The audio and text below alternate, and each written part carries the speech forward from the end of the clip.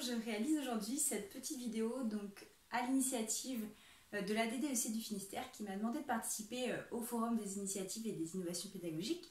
Sauf que pour des raisons personnelles, je ne peux pas être là aujourd'hui et donc je réalise cette petite vidéo pour vous présenter un petit peu mon projet.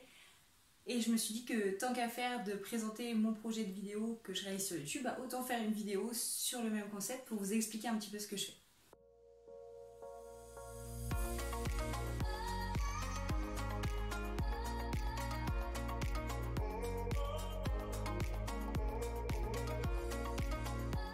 Donc pour commencer, je vais me présenter, je m'appelle Camille Magret, je vais avoir 29 ans, j'enseigne depuis 3 ans maintenant, donc je suis au groupe scolaire La Croix-Rouge-La Salle à Brest, donc j'enseigne au collège et au lycée, de la 5e à la première, donc je fais beaucoup de niveaux, j'ai beaucoup de classes, mais ça me permet de voir plein de choses différentes et je trouve ça très intéressant et ça m'aide beaucoup du coup pour ce projet de vidéo. Je suis aussi passionnée de tout ce qui est pédagogie un petit peu innovante, de méthodes un petit peu particulières pour enseigner. J'avais travaillé d'ailleurs sur les escape games pédagogiques pendant mon année de master, donc pour mon mémoire. Et ça m'avait beaucoup plu, donc je poursuis cette initiative de façon un petit peu différente, mais toujours dans l'innovation. Je trouve ça très intéressant et je pense qu'il y a plein de choses sympas à faire aujourd'hui pour essayer de capter l'attention de nos élèves. Alors, pourquoi est-ce que je me suis lancée dans cette drôle d'aventure ? À vrai dire, j'ai pas commencé sur YouTube tout de suite, j'ai commencé plutôt sur Instagram. C'est un réseau social qui est très utilisé par les jeunes et que j'utilisais en fait personnellement. Je me suis lancée pendant la fin de mon année de stage, donc c'était en 2019. Et en fait, le but c'était de partager des actualités scientifiques, des fun facts, des choses un petit peu sympas, des astuces pour les SVT pour essayer de rendre nos élèves curieux pour les sciences. Et donc j'avais d'abord surtout mes propres élèves qui s'étaient abonnés à ce compte-là et j'ai eu beaucoup de retours en fait de leur part. J'étais très contente et assez étonnée au début, je savais pas trop sur quel pied danser, je savais pas trop comment ça allait être reçu. Mais globalement les élèves ont beaucoup accroché et j'avais en particulier un élève cette année-là qui était dyslexique et qui avait vraiment des troubles de l'apprentissage vraiment très importants et qui avait beaucoup de mal avec le support papier, comme en général tous les dyslexiques, hein, qui ont des difficultés pour la lecture, etc., pour l'écriture. Et je me suis dit, mais quand ils révisent, nos élèves, ils sont chez eux, ils sont devant leur cahier. Et je me suis dit, ça va être vraiment super compliqué pour eux de réussir à apprendre leur cours avec un support avec lequel ils ne sont pas à l'aise. Et c'est à ce moment-là, c'était en juillet du coup 2019, je me suis dit, bon, pour l'année prochaine, ce serait vraiment chouette que je me lance dans un support numérique, parce qu'en plus, c'est des choses que les élèves utilisent et qui sont habitués à utiliser et qu'ils accrochent, ils aiment beaucoup. Je me suis dit, je vais créer ma chaîne YouTube. Bon, un petit peu comme ça, j'avoue, j'ai pas réfléchi à ce que ça pouvait vraiment donner par la suite et au bout de plusieurs mois, vraiment, je me suis pas projetée sur du long terme.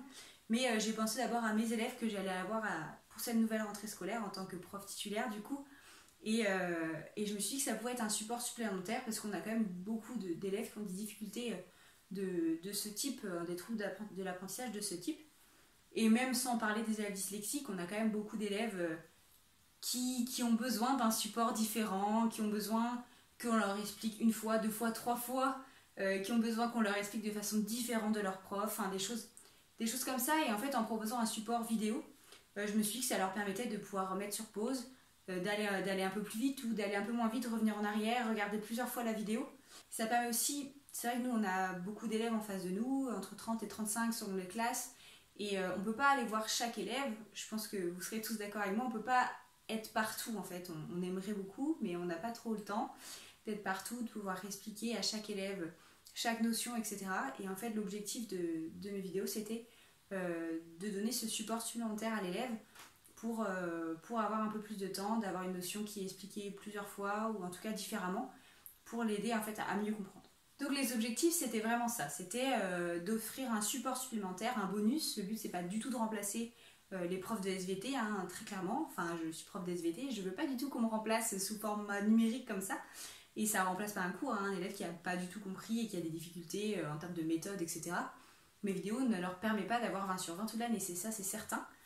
C'est vraiment un support, voilà, un outil supplémentaire pour les aider à mieux comprendre globalement le cours. Alors concrètement, à quoi ça ressemble ? Donc ma chaîne YouTube s'appelle Madame SVT du coup. C'est une chaîne sur laquelle je poste des vidéos qui vont durer donc de 5 à 10 minutes, voire un petit peu plus si on est en première par exemple, qui vont reprendre l'essentiel, les notions essentielles du chapitre. Donc le but c'est pas de détailler à fond, c'est vraiment de reprendre les notions importantes du programme et de les expliquer pour que, voilà, de façon un peu simple et essayer de faire des liens pour que l'élève comprenne globalement le cours. Donc je fais une vidéo par chapitre. Donc de la 5e à la première pour l'instant parce que c'est les niveaux que j'ai, donc je ferai par la suite les niveaux 6e et terminale, mais vous vous doutez bien que ça prend un petit peu de temps, donc voilà, toutes les vidéos sont pas faites encore, ça va arriver.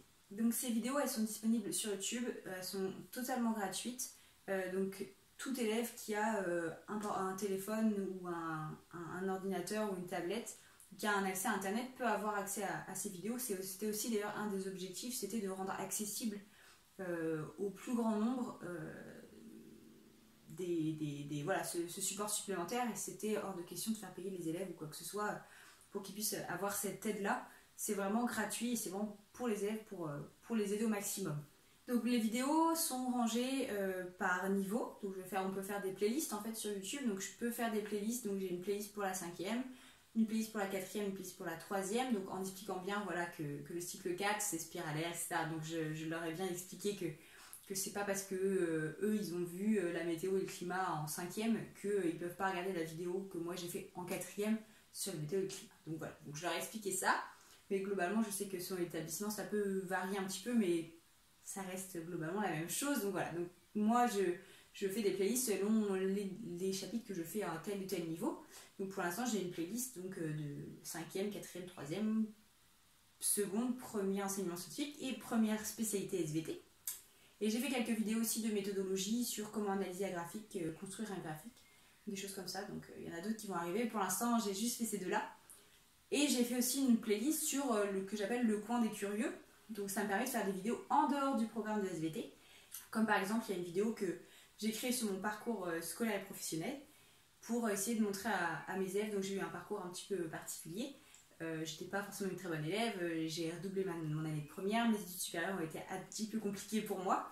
Donc le but c'était de montrer aux élèves que voilà, que leur choix d'orientation c'est jamais définitif, qu'ils peuvent y arriver, mais ils ont des difficultés, mais qu'à force de travail et en s'accrochant ils peuvent réussir. Donc voilà, j'en profite aussi de ces vidéos pour faire des vidéos un petit peu pas SVT, pour faire passer des messages sur l'écologie, sur le travail, sur des choses comme ça, et puis de les rendre curieux un petit peu de sujets un petit peu différents. Et je rajoute également, pour chacune de mes vidéos, je fais ce qu'on appelle, donc ce qu'ils appellent simplement une fiche de révision, et que j'appelle avec des fiches de révision, mais qui peuvent être appelées des fiches pédagogiques tout simplement. Donc je commence à en avoir un petit nombre, mais ce sont des fiches que je fais à la main, qui ressemblent un petit peu à ça.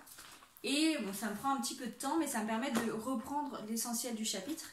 Et donc les élèves, ou en tout cas les jeunes qui regardent mes vidéos, peuvent télécharger dans la description de la vidéo ces fiches de révision, les télécharger, les imprimer, donc les utiliser après à bon escient. L'objectif de ces fiches, c'est pas du tout de leur pré-mâcher le travail. Je sais qu'il y a beaucoup d'élèves qui ont du mal dans leur cours à savoir ce qui est notion essentielle ou ce qui est un simple exemple, où ils ne savent pas trop ce qui est absolument indispensable de savoir ou pas. En faisant ces fiches, ça leur permet de voir ce que le programme impose et ce qu'il faut connaître absolument. Je les fais volontairement à la main, je ne les fais pas de façon informatisée parce que le but c'est de leur montrer un exemple de fiche qu'il faudrait qu'ils sachent faire eux-mêmes. Donc évidemment il y a des élèves qui ont du mal, donc ils ne peuvent pas le faire, ils ne le font pas, dans ce cas-là ils ont les miennes pour s'aider. Et il y en a d'autres qui aiment bien faire leurs fiches, ça les aide à apprendre, etc. Et dans ce cas, ça leur montre un exemple. Et je sais que j'ai beaucoup d'élèves de 3e, par exemple, pour le DNB, qui regardent mes fiches et en fait qui font la leur à leur sauce, avec les couleurs qu'ils veulent. Et ça leur permet en fait de retenir et de faire quelque chose. Et donc ils sont super fiers, ils viennent toujours me montrer leurs fiches. Voilà, c'est un exemple en fait. C'est vraiment encore un outil supplémentaire pour leur montrer ce qu'ils sont capables eux-mêmes de faire s'ils le veulent. Alors pour vous montrer un petit peu concrètement, je vais vous faire passer un petit peu de l'autre côté. Donc pour vous expliquer comment je fais ces vidéos, en fait j'ai investi entre guillemets dans un petit peu de matériel. Donc vraiment pas grand chose, pas des choses qui coûtent très cher. J'ai acheté par exemple ce petit micro qui me permet d'avoir un son un petit peu meilleur, d'accord, parce que je filme avec mon téléphone simplement. Donc la qualité d'image n'est pas folle, mais ça fait l'affaire. Donc j'ai mon téléphone qui est sur un trépied et j'ai ce petit micro du coup qui est relié donc à un boîtier et à mon téléphone. Le seul gros investissement que j'ai fait, ce sont des softbox, je vous montre, qui ressemblent à ça.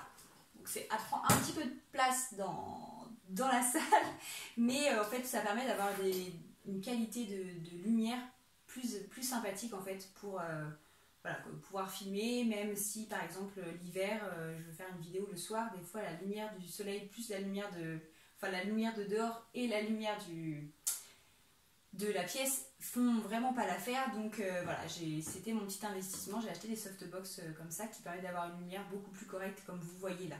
Donc je filme dans un petit coin de ma maison devant un mur blanc simplement, parce que vous avez vu donc depuis le début de cette vidéo que j'utilise un logiciel qui s'appelle Shotcut, qui est gratuit et qui permet en fait de rajouter du texte ou des images sur la vidéo, et c'est ce que je fais du coup de chaque côté de moi quand je fais des vidéos. Ça permet aussi de rajouter ce support un petit peu visuel, parce que s'il y a juste moi qui discute, je pense que les élèves accrocheraient beaucoup moins, et donc ça rajoute cette chose là, ça fait travailler d'autres types de mémoire qui peuvent aussi aider l'élève. Donc voilà globalement sur comment ça se passe chez moi et comment je fais ces vidéos. Donc aujourd'hui ça va faire bientôt 2 ans que ma chaîne YouTube existe. J'ai un peu plus de 15 000 abonnés, j'en suis vraiment la première étonnée, mais je suis très contente parce que j'ai beaucoup de retours très positifs de ma direction, de mes propres élèves, mais aussi d'autres élèves. Je reçois des messages d'élèves qui sont par exemple à La Réunion, des élèves qui sont en lycée ou en collège français à l'étranger, qui utilisent mes vidéos. C'est vraiment une reconnaissance, c'est vraiment chouette, et c'est vraiment des messages sympas qui voilà, j'ai l'impression en tout cas de les aider, que c'est un support pour eux. Je pense pas du tout leur mâcher le travail, je remplace pas du tout le travail de mes collègues, mais vraiment loin de là. Mais j'ai des retours sympathiques et j'ai l'impression que ça les aide et qu'il y a de bons impacts sur les apprentissages. Après c'est vrai que c'est difficile pour moi, en tout cas à l'échelle de mes classes, de voir si mes vidéos ont un impact sur l'apprentissage de mes élèves, parce que voilà, il faudrait faire une étude scientifique, voir si voilà, une classe qui regarde mes vidéos, leur faire une éval, et une classe qui regarde pas mes vidéos, leur faire une éval, pour voir si ça change quelque chose. Mais en tout cas j'ai de bons retours, j'ai des retours de parents, d'élèves aussi. Voilà, j'ai vraiment des messages sympathiques qui me donnent envie de continuer. J'ai des collègues qui sont plus ou moins emballés aussi, donc j'ai des collègues qui trouvent ça super, d'autres qui sont plus réticents. Ce que je peux comprendre, c'est des outils qui ne sont pas forcément faciles à utiliser. Les réseaux sociaux, il y a beaucoup de dérives possibles, je le sais. Même si j'essaie d'en montrer le bon côté, parce qu'il y en a aussi, heureusement, des bons côtés sur les réseaux sociaux. Mais j'espère en tout cas convaincre, parce que vraiment c'est un plus que je fais dans mon métier et que vraiment j'aime beaucoup en fait. Je m'épanouis vraiment là-dedans. Et voilà, je l'utilise en classe pour mes élèves, ils n'ont aucune obligation de les regarder bien sûr, hein. C'est pas du tout une obligation, mais j'ai l'impression vraiment que ça aide, donc voilà. Après évidemment il y a des limites aussi, un élève qui n'écoute pas en classe, qui ne révise pas et qui regarde juste ma vidéo dans le bus en allant en éval, bon a priori voilà. Il n'y aura pas beaucoup d'impact positif normalement sur l'évaluation.